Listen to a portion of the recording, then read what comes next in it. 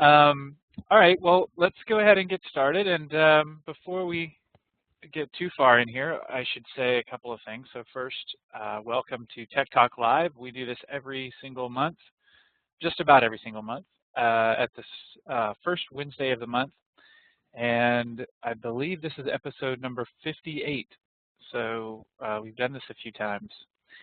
And let's see, today we're talking to Will Abson, and we'll get more from Will here in a second. But before we do, I want to remind everybody that DevCon early bird registration is still going for a few more days here. So go to devcon.alfresco.com and make sure you've signed up. We will be in Berlin November 6th and 7th for DevCon, and in San Jose November 14th and 15th. And just to add to that, the day before the main conference starts, we will have a training day. So if you are looking for compressed Alfresco training, then come to Berlin on November 5th or to San Jose on the 13th, and you can get that taken care of. On November 8th, we will also be doing in Berlin, we will be doing an activity day. So if you're into activity, the workflow engine, then you should plan on staying an extra day in Berlin and joining us for activity day. So lots of cool things going on in November in Alfresco land. So let's get going. We're going to talk about custom previews in Alfresco Share today. So Will has joined us, and Will is you're a frequent Tech Talk Live panelist.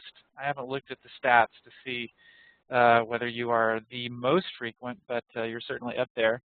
And you've probably had a role change since the last time you were on Tech Talk Live. You want to tell folks kind of what you're doing these days? Sure. So I think since my last Tech Talk Live, which actually feels like a little while ago now, it seems like we've had quite a few new presenters on since I did my last Tech Talk Live, which is on Shared Dashlets a few months back. I've since moved over to the Alfresco engineering team. I'm delighted to be a part of the team who are actually helping to build the product now, and specifically I'm working on a number of exciting integrations that we have coming up between Alfresco and other third-party services and software systems. So yeah, it's a new role for me. I was previously part of the Alfresco sales team, working with partners throughout Europe and the Middle East and Asia. And I've now been in this role for a couple of months. So yeah, I'm just getting into it. But that's not what I wanted to talk about today. I wanted to talk about the process of creating custom document viewers within Alfresco Share. So we've got a bit of material on that. Are we good to go, Jeff? Yeah, definitely. Take it away. And as usual, I'll wait till the most awkward possible moment to interject questions and things like that. So, and also, the session is being recorded. So anyone out there, just realize that this is being recorded, and we will send out the links to the presentation and to the recording after the presentation. And if you have questions, you can go ahead and chat those in to the chat window, and we will take care of them as we are able to. So with that, Will, why don't you take it away? Okay, thank you. So I've got a few slides to run through first. I think Jeff's done a superb job of introducing me, and he also mentioned that this session is being recorded, and that if you have questions, you can type those into the chat panel at any time, and we will leave some time at the end to go through any questions that people have. I should also mention, as Jeff did, that we are running the 2 Alfresco DevCon sessions. I will actually be at both of those, so if you wanted to have more of an in-depth chat about share customization or specifically some of the items that we've been through today, you're very welcome to come and see me on either one of those days. Yeah, and in addition to the sessions that you're giving, I assume you'll be available for engineering office hours, which is another popular thing that people take advantage of when they go to DEF CON. Yep, I do believe that we're doing that again, so that might provide a bit more of a structured opportunity.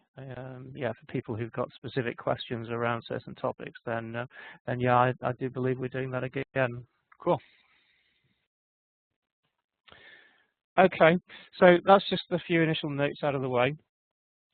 In terms of what we're going to be talking about today, now I mentioned last time on the Tech Talk Live that I presented, we went through customizing share using dashlets. Now, there's a lot of customizations out there now. We've got a very good, mature community, and specifically, we have the Alfresco add-ons site, which lists the wide range of add-ons, including dashlets and other types of contributions that are out there, either produced by partners or community members or anyone else in the Alfresco ecosystem. Now, specifically, I want to talk about document previews today by way of another example by which you can customize Alfresco Share. Now, I'm going to start off giving some background on document previews in Alfresco Share. I'm then going to break that down and look at how the Share component that actually provides those previews is actually implemented, and that's going to be knowledge that we need to know in order so that we can customize that component ourselves to add our own types of viewers. And when we look at the main part of the presentation, which is some examples that will be illustrated from the Share Extras Media Viewers project. Now that Media Viewers project is one of the 30 or so add-ons that are on Share Extras and which are also listed on addons.alfresco.com. And that particular Media Viewers project took in contributions from both myself and from Peter Lufgren, who is also on the call, I believe. So Peter was also a contributor to some of the code that you may see today.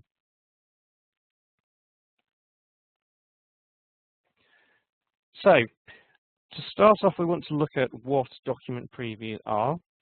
Now, document previews are a key part of Share because they provide the ability for you to view the actual content of a document without actually having to download that content to your computer and open up whatever client software you've got there.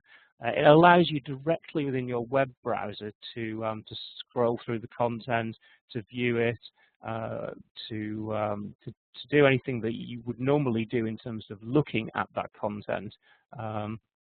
And maybe if you decide you want to edit it, you may then take further action to actually download the file and open it up. But in 90% of cases, you're actually just viewing content, and it's good enough to do that directly in the web browser using Alfresco Share.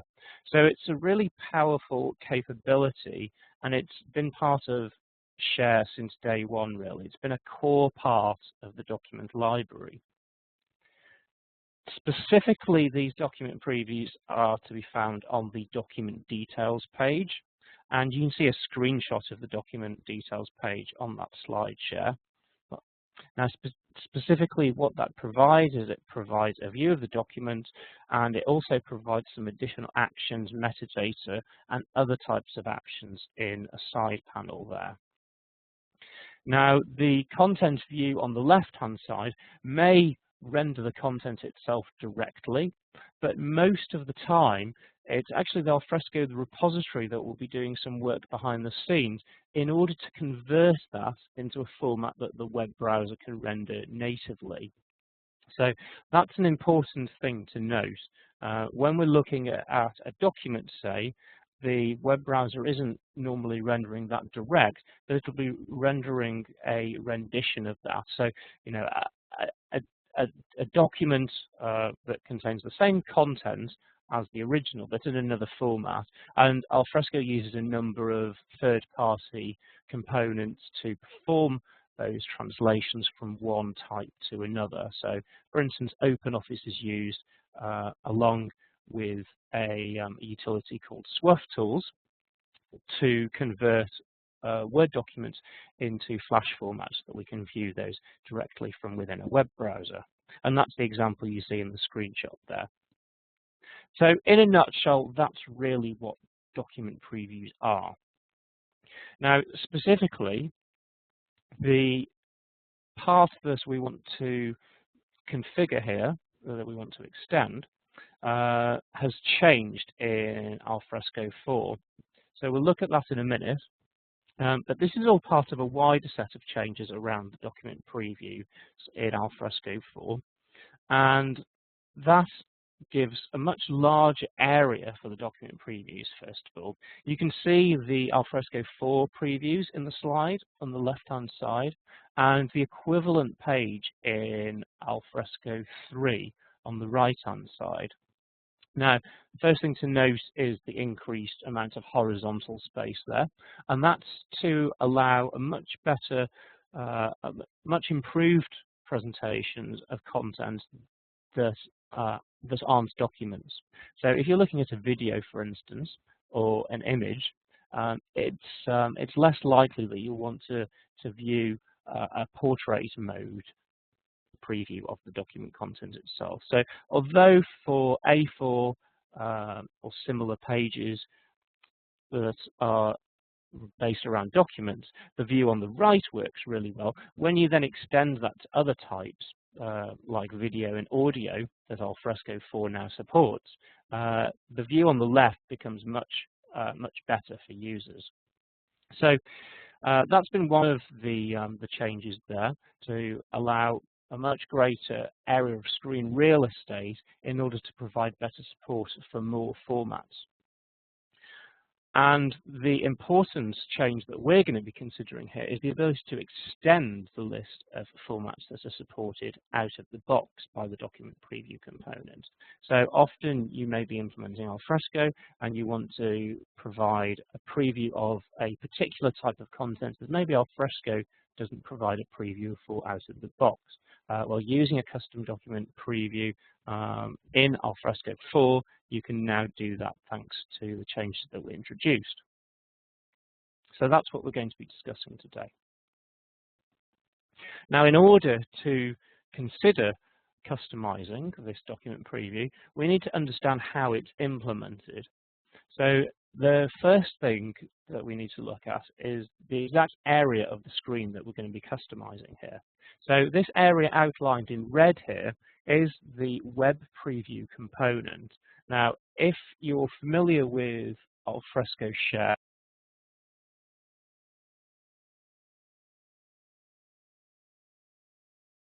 Uh-oh. Will, have we lost you?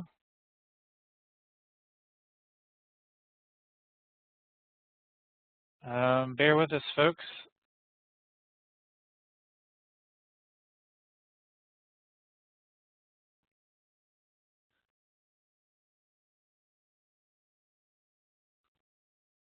okay, so I think we lost audio there briefly.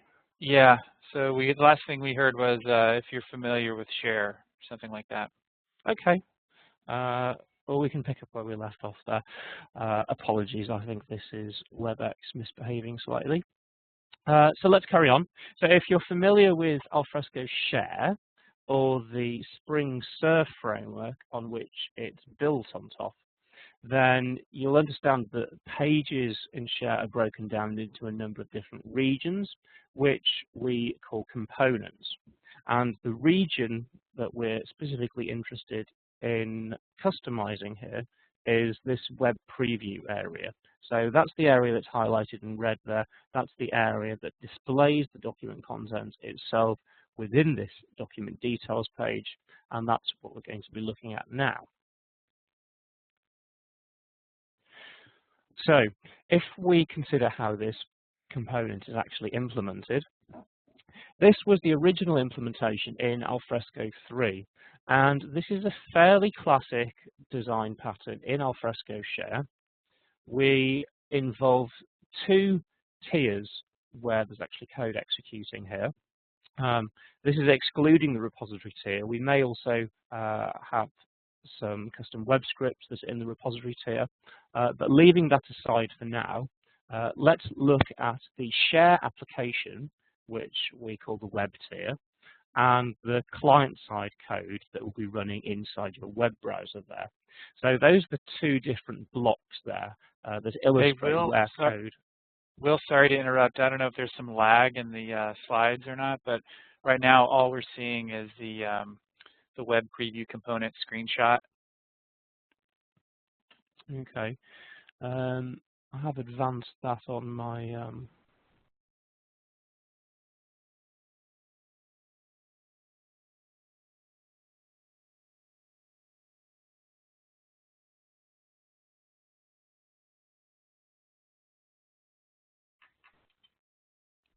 Will, are you still there? Sorry about this, folks. Usually when we have hiccups, they're not quite as bad as this, but we'll get it straightened out shortly, I'm sure. Yeah, apologies, Jeff, that dropped out again. All right, so do you want to try advancing the slide there, or? Yeah, so let me just go, if I go back to changes in Alfresco 4. Yes. And then I'll go forward to the web preview components. Yes. And then forward to there we go. Preview implementation. Okay. All right. Very good. Okay. So sorry if it keeps dropping out, but let's carry on for now, and we'll see how it does. So as I mentioned, we've got these two main areas where code is executing to build up this web preview implementation. So as I mentioned, this is how things worked in Alfresco 3. This is a fairly typical pattern in terms of how components are implemented in Alfresco Share. So typically on the left-hand side, you have a page, and inside that page, you have a number of components. And in this instance, the page is the document details page, and the component that we're interested in, that we saw highlighted in red in the previous screen, is that web preview component that's actually rendering a view of the content itself.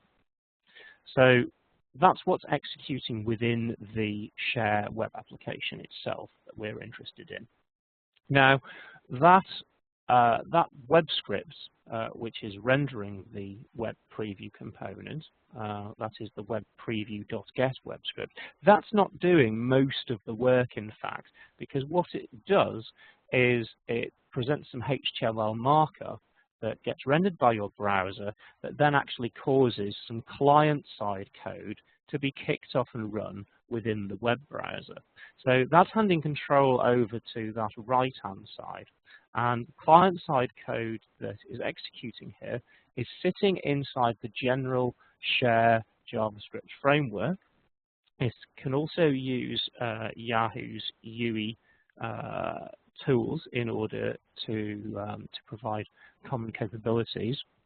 But the component that we are specifically interested in here, that's responsible for delivering the preview of the document content, is called alfresco.webpreview.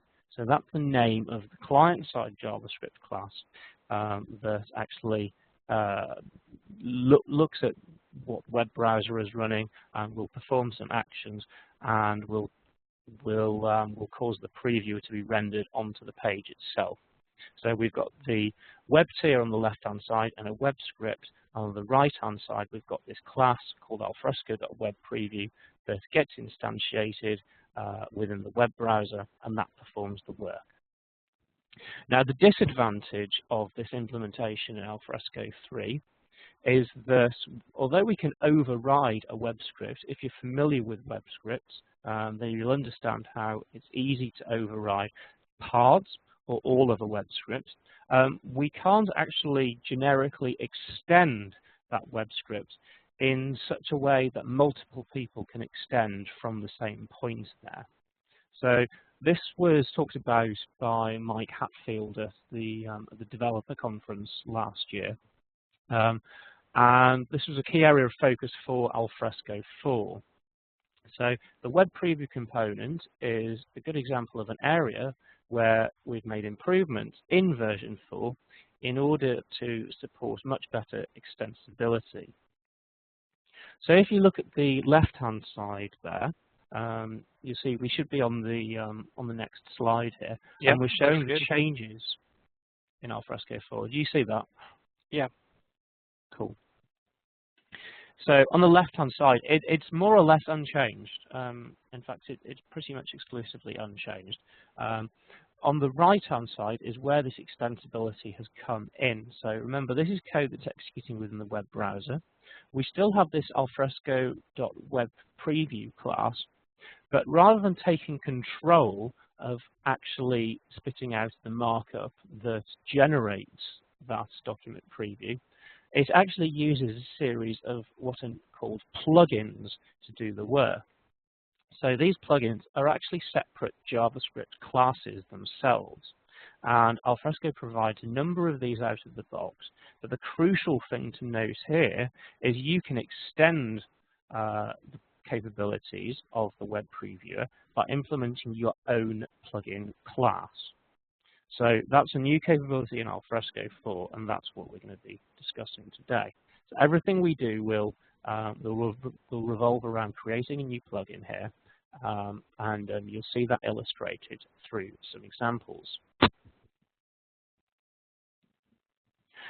Now, I mentioned that there were a few different plugins provided out of the box already, and these render different types of content, as I mentioned at the start of the presentation. So not only can we provide document previews, we can render a wide range of other types of content as well, all directly in the web browser. Now, I've divided these plugins into two different types, into Flash and non-Flash types. Now, in Alfresco 3, you just had this one web previewer that I mentioned. It wasn't plugin-based, and content was either rendered with a single Flash previewer, or it wasn't rendered at all.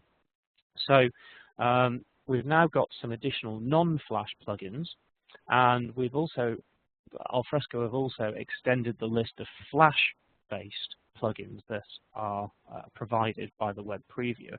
Some of these are enabled out of the box, but some you may need to specifically configure if you want to use them. And many people actually aren't aware of this.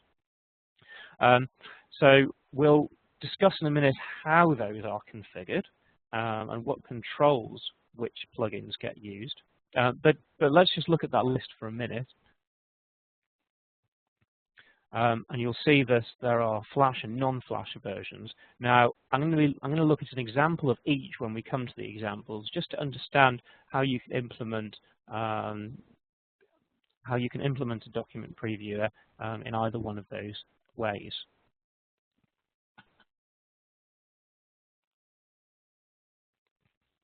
Okay, so I mentioned the plugin configuration and the plugin ordering.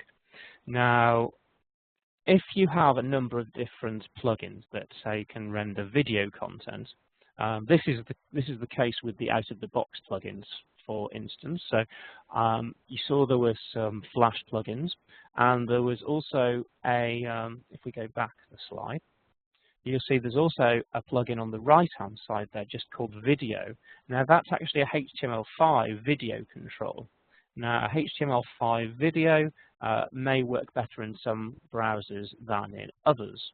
So for that reason, we haven't completely gone down the route of HTML5 video, but that plugin is available and can be used by the web preview. So the question that we're considering in this next slide is, how does the system decide which plugin to use and when, and how those different plugins are set up?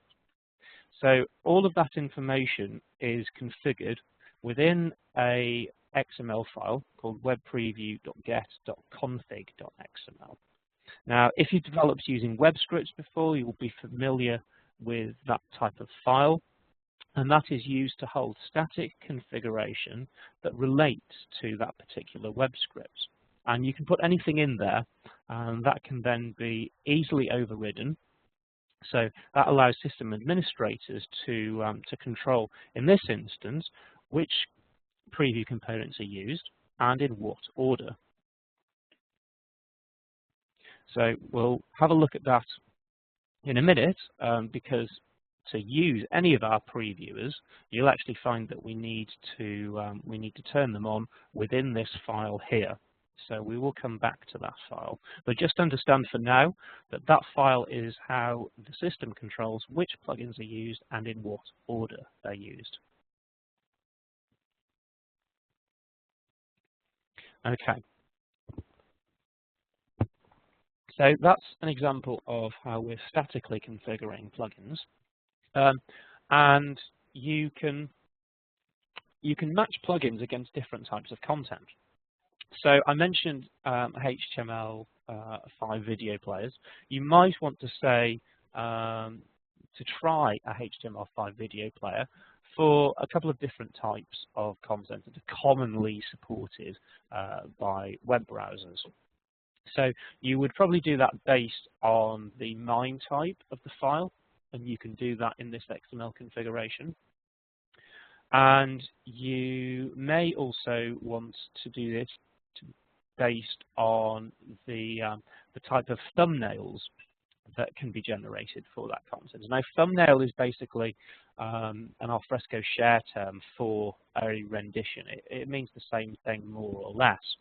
So a thumbnail needn't necessarily be an image, which it would normally be in conventional terms, but it can also refer to a rendition of that content in another format.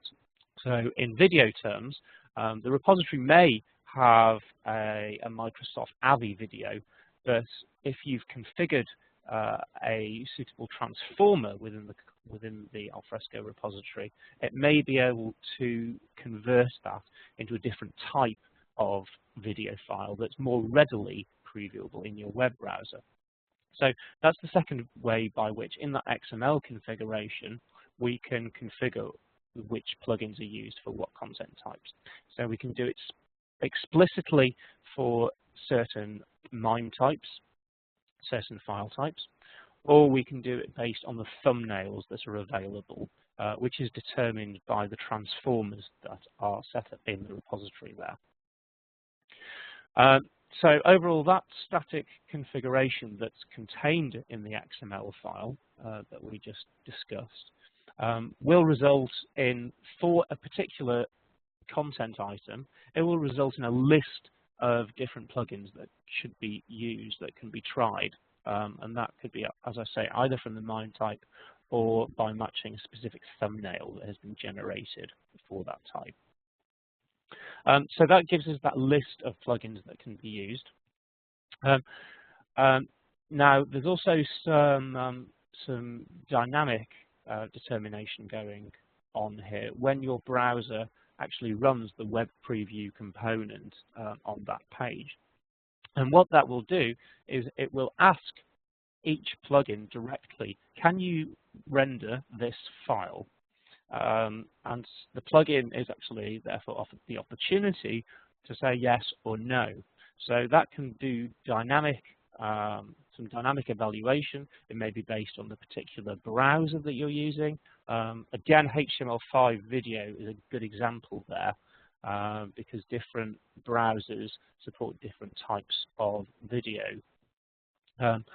So it may be that a particular plugin can't render that content, and that's been dynamically determined when the page loads, and in that case, the next plugin in turn. So these two mechanisms, the XML configuration and this ability for a plugin to test a particular content item, overall, that will determine which plugin gets used to render a particular content item. So we'll see that in action in a minute when we actually come to set up these plugins.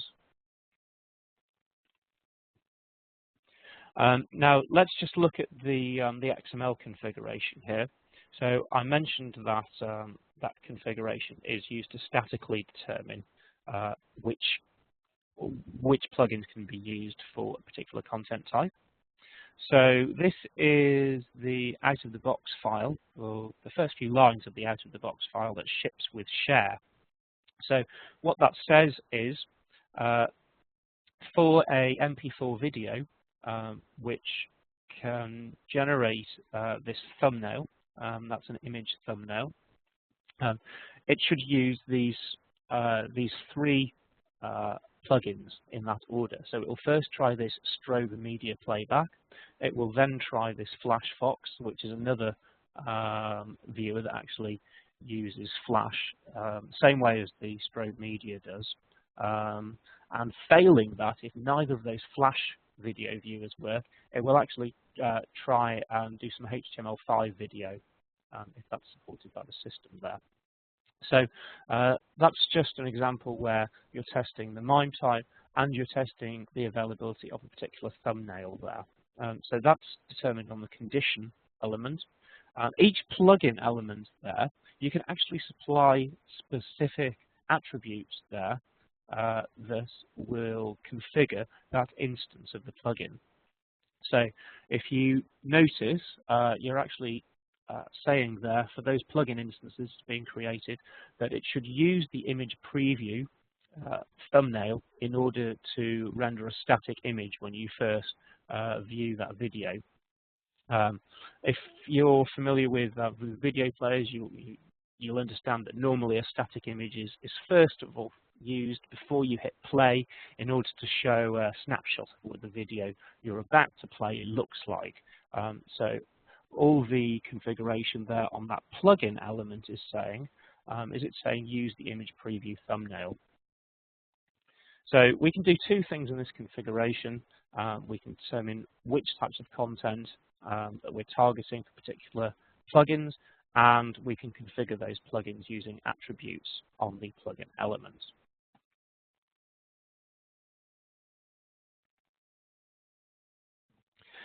So I think we've understood what's involved in configuring a plugin now.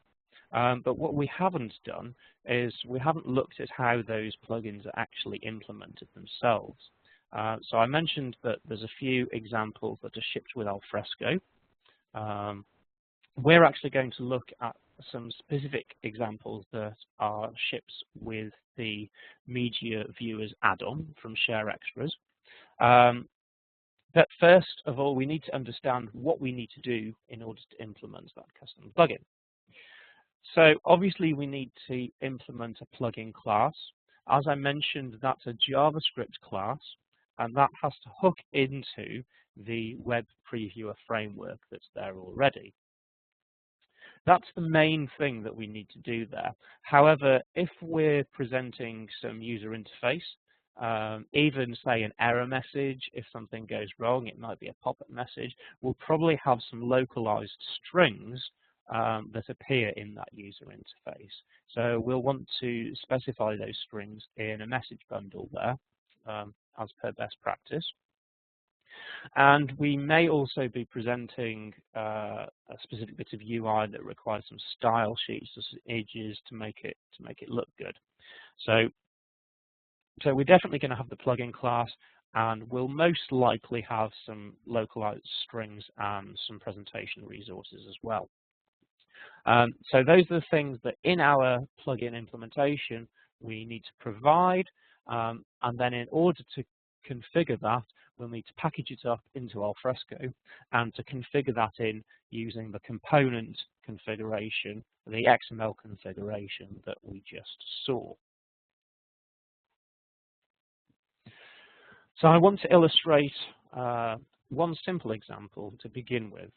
Now, this is not actually a plugin that's provided turned on out of the box in the Media Viewers project, but it is a simple example that's in the source code. If you go into the Media Viewers source code, you'll be able to see this. And it provides a very basic example of embedding a PDF inside an iframe directly within the page. So normally PDFs in Alfresco would be rendered by the Flash previewer, but this just provides perhaps a different way of viewing those. And if you've got the Adobe Reader or some other plugin installed, then the web browser can do a very good job of rendering that directly, in fact. So I've got an Eclipse instance set up here, and in here I've got my plugin implementation here. Now, I mentioned this is a JavaScript file. This adheres to the standard pattern for developing share customizations, and it's called pdf.js. So if I share my screen,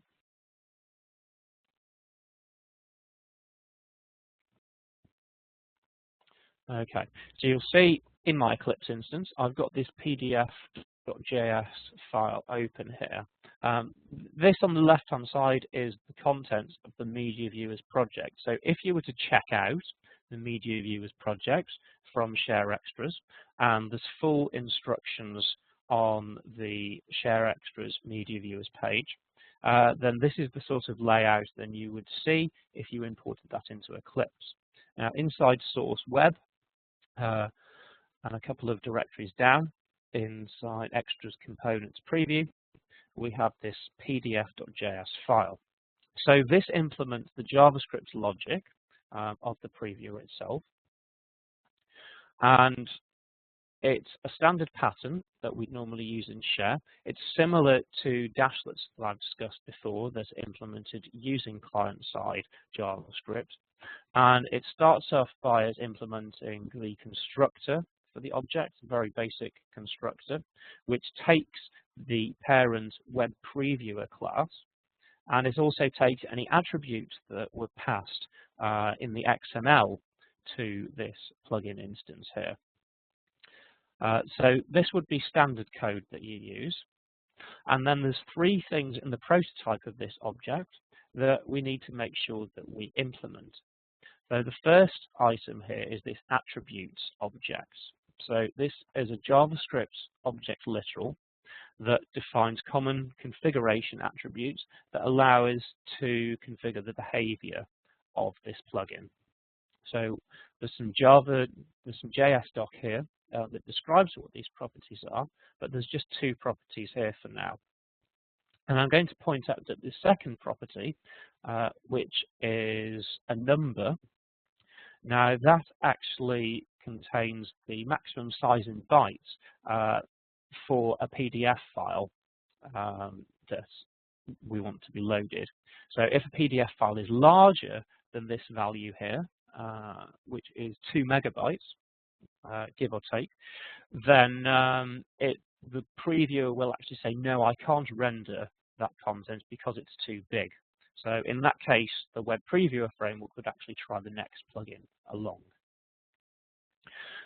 So the report method here, the report function, I should say, is the next thing we need to implement. And that is actually the function that is used to determine whether or not the plugin can be used for a particular content item. So you'll see that we're accessing this, this source max size configuration attribute. And then we're also looking at the size of the file that has been passed to us. We can access that through the web previewer object that was passed to us. And all the report function does is it just does a quick comparison.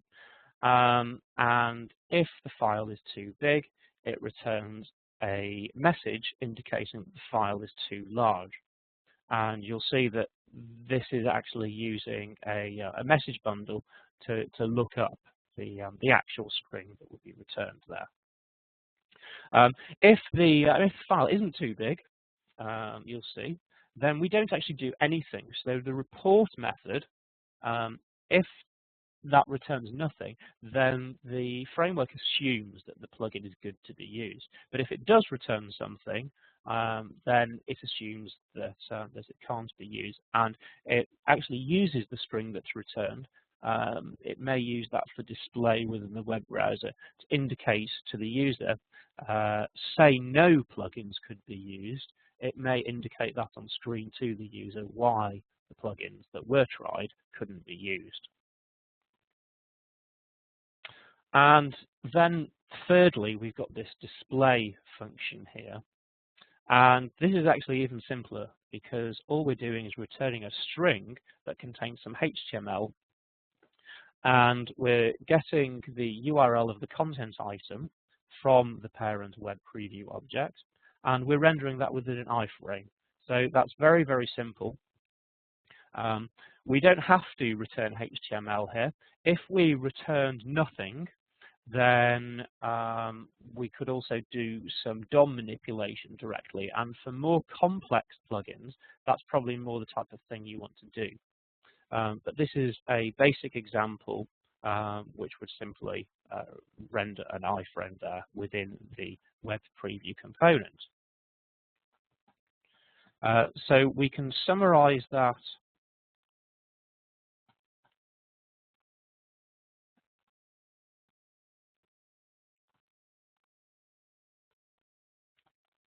If I go back to the slides, we can summarize that on this slide here. We've got a standard share prototype approach that's being used to declare this class, this plugin class. It's very important that you get the name of that object right. It must be declared within the Alfresco Web Previewer plugins namespace, and then it should find it, providing we've configured it within the XML as well. And then we need to implement the attributes, the report, and the display items that we just saw in the code there. Okay, so that's a basic but actually non-functional implementation. It is implemented in the Media Viewers project by a similar plugin called Embed, which was developed by Peter, as I mentioned at the start of the presentation. So you can look at that in your own time. I just want to show a second example here, which is a Flash video player, and this is actually more complicated. It's more complicated. So it's implemented in this flvplayer.js file. I also have this in my web browser here. In fact, on the let me just share my screen. On the left-hand side here, you can see the range of different previewer plugin classes that are supported here. So there is a wide range you'll see within this project. But the one I wanted to look at here was this flvplayer.js. Let's just give ourselves a bit more space to view that. Again, we see we've got a standard pattern. We're declaring this plugin class to be within the Alfresco Web Preview plugins namespace, and it's called flvplayer. We are setting up the prototype to have this attributes section. You see there's actually a number of attributes here. So I mentioned this is a much more complex but flexible example. If I scroll down, we have a report method, and then we have this display method here. So in this example, it's doing quite a bit of work to set up this Flash video player. You can look at this example in your own time, but this actually isn't returning a string for this display method here. This is actually returning nothing, and then we're using DOM manipulation in this display method here to set up the Flash video previewer itself. So I'd encourage you to look at the code for that. For now, I can just show you what effect that has. So I have an Alfresco share instance here. Now within this this sample project, I've actually added some different types of video content. So there are some video files that are provided already. I've provided some additional examples. Now if I click on this MP4 file, this last one here, you'll see that this renders a video on screen. This is actually the strobe media playback plugin that we saw in the list of out-of-the-box plugins. So at the moment, I haven't got this plugin turned on. Now, it's fairly quick for me to do this. because I've already taken the sample configuration that wires my FLV player plugin into the preview components, and I've pasted this in here. So I'm overriding this web preview.get.config.xml file, and I had commented out this section here that's enabling my FLV player plugin for these different types, these 3 different types of video, and I'm going to comment that back in. You'll notice if you look at the path there, if you can see that, that is in the web extension area under my Tomcat shared classes area. So I've overridden that config file. Now this is not something that you do when you're defining your add-on, because as I mentioned, you can only override a web script once. So this is something that a sysadmin currently needs to do. Once they've done that, you can restart share.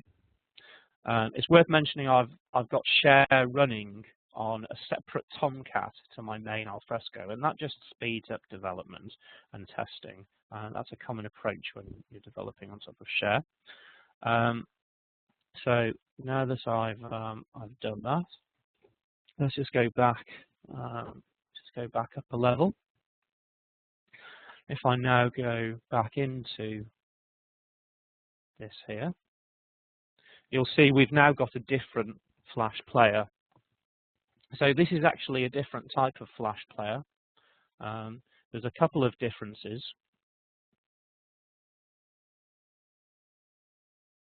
So this will still play the video, but it's just using a different player implementation here. The other benefit of this plugin is it can actually support other types of video. So I've got this WebM video, which I downloaded earlier, and we can see that the player also supports this as well, and we can play that directly in the web browser here. So that's how easy it is to deploy a custom plugin to preview different types of content into share, and to turn that on using the XML configuration of the web preview component. So I mentioned there are a wide range of different types of plugin that are provided by this Media Viewers project. There is one that there's one here that we don't really have time to go into today, but is worth checking out if you're interested in the PDF.js project, which provides a Flash-free renderer for PDF content, and that was developed by both Peter and myself in collaboration to provide replacement, a possible replacement in certain circumstances for the Flash viewer that's normally used in Alfresco Share to render different types of content. So it's well worth checking that out if you install this Media Viewer project. So I think we're pretty much at the limit time-wise. We should probably go to some questions here. So Jeff, are you still there? I am still here. So let's see if we have any questions. No questions yet. So you've blown everybody away with the incredible ease with which you can install custom previewers in Share. Okay. So one thing I noticed was that the namespace has got to be Alfresco's namespace, which that seems broken. Will that always be that way, or is there not a way that people can have these plugins reside in their own namespace? Yeah, that's a good point. So I mentioned the web preview class, so alfresco.webpreviewer, which is the JavaScript class that used to be used in Alfresco 3 to do everything, and now it's just used as a wrapper for the plugins effectively in Alfresco 4. Now, you can look at the code that that actually is contained within that file. I think there was a reference to it in one of my slides earlier. And if you look at that, you'll see that there's just some hard-coded assumptions in there that assume that the plugin itself resides within that namespace. If you recall, in the XML, it actually refers to the plugins by name, and you can't actually specify a namespace. I guess it would be a nice enhancement if you could specify a namespace as well in that XML config when you configure the plugin in. And yeah, that would mean you wouldn't have to use the Alfresco namespace. All right. Looks like we've got a question from Tom. Tom is asking if we are planning to drop Flash, and makes the observation that a lot of people are moving that way. So that's one question. And then he's got another question, which is, what is the performance of PDF.js with large PDFs? Okay. Yeah, I think different people have different beliefs about whether Alfresco Share should continue to use Flash or not. I think certainly what this project does provide is a testing ground, and it has been used by a few people in Alfresco already to see how well PDF.js holds up to different types of PDF content. I suppose what I'd say to that is, be your own judge and go and download the add-on and try it out with your content files. At the moment, the plugin doesn't actually do any testing of the content. So I mentioned the report function earlier that can be configured to do anything really. So you could, in theory, configure the plugin so that the report method had a maximum file size associated with it, and if the file is more than 10 megs, say, the report method says, no, sorry, you can't use PDF.js because we don't think it's going to work so well under those circumstances. And then maybe it could fall back to Flash. So maybe that would be a good enhancement to add to the PDF.js viewer. So actually have a maximum file size there, and then you're actually taking advantage of the web preview framework, because it does provide the ability for plugins to say, no, I'm not so sure about this type of content. Try the next guy. All right, good. That looks like it's satisfied, Tom. Do you have other comments that you want to make about the limitations of PDF.js? So there are a couple of issues that Peter and I have noticed, specifically around. I think the browser was Chrome, and it may be that Safari is also affected because that uses the same engine running on Windows.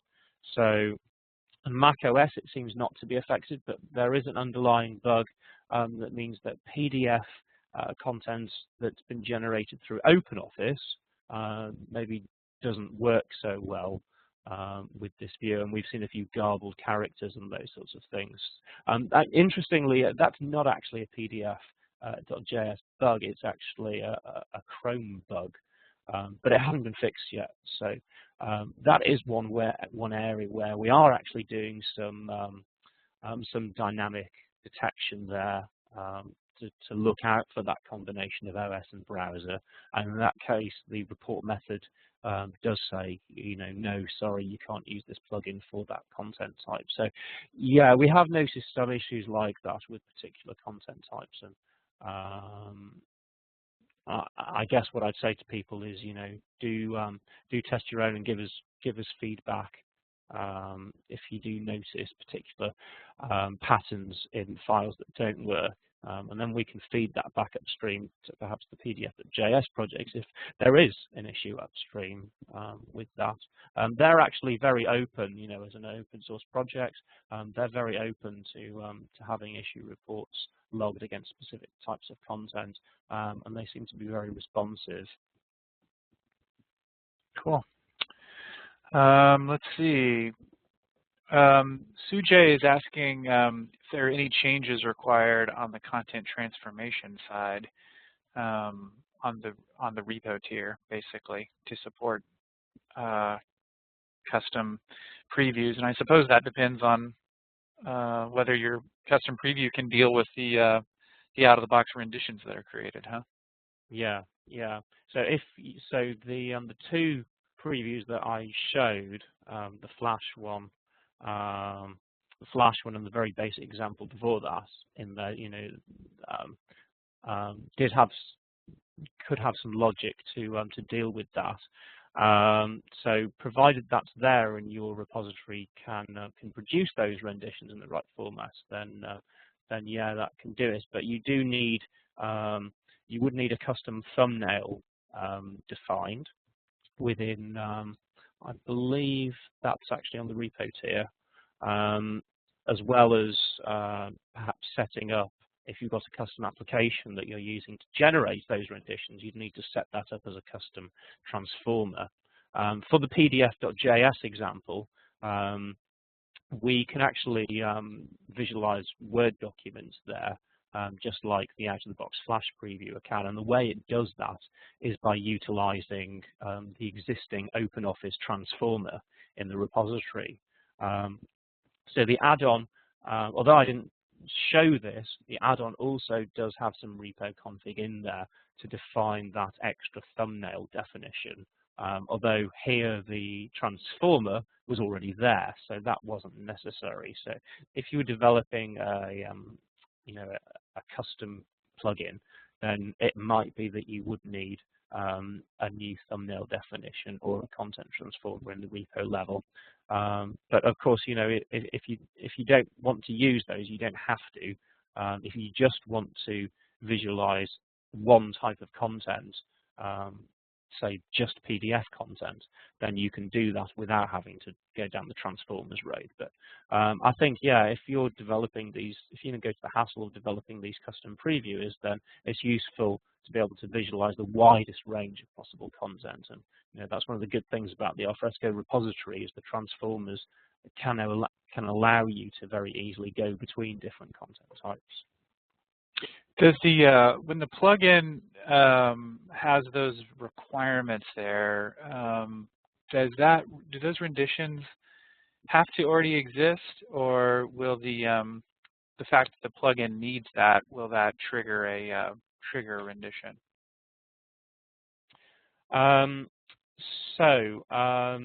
Normally, within the framework actually just looks at the previews that are available.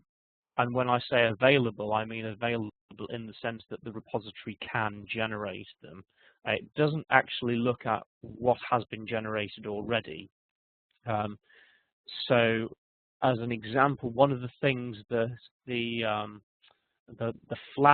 custom Flash previewer that I showed for video content, when I turned that on, one of the things that actually does is it checks if it's using a rendition, has that rendition been generated? Because if that's having to go to a transformer for video content, that can take a long time. Mm-hmm. So it actually makes a dedicated call to the repository to see if that thumbnail type has already been generated, and displays. I think it displays some sort of message on the screen if it hasn't been, to indicate that transformation's in progress. But no, normally I guess that doesn't happen within the out-of-the-box viewers, and that could be a nice enhancement perhaps for some of those. All right, good. So we're about out of time. The last question here is, what is the best place for beginners, programmers, to learn Alfresco technology, and I guess it depends on exactly what you're trying to learn. I think, the wiki has some things. Obviously, there's the official documentation, docs.alfresco.com. Our forums are very helpful and welcoming to beginners, so definitely pop into the forums and ask questions. There are a number of books on Alfresco. And we have the IRC chat room at any time. There are 20 or 30 people hanging out in there and discussing Alfresco. So that's pound Alfresco on Freenode. And then, of course, there's always books. I already mentioned books. And then there's training. So if you need formal training, then check out alfresco.com. And, of course, there's DevCon and the pre-conference training day. So a lot of different places to find resources on learning Alfresco. All right. Well, that brings us to another conclusion of Tech Talk Live. And thanks, Will, for participating today. That was very cool. Thank you. And congratulations on the continued growth and success of Share Extras.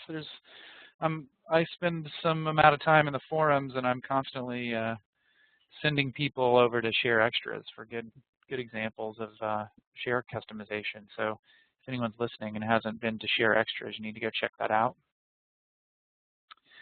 And we will see everybody in October 3rd, and we will be talking with Peter Monks and myself and who knows who else about the Alfresco API and the developer portal. So join us October 3rd for that. It should be cool. All right, everybody, we will talk to you next time. Thanks for joining.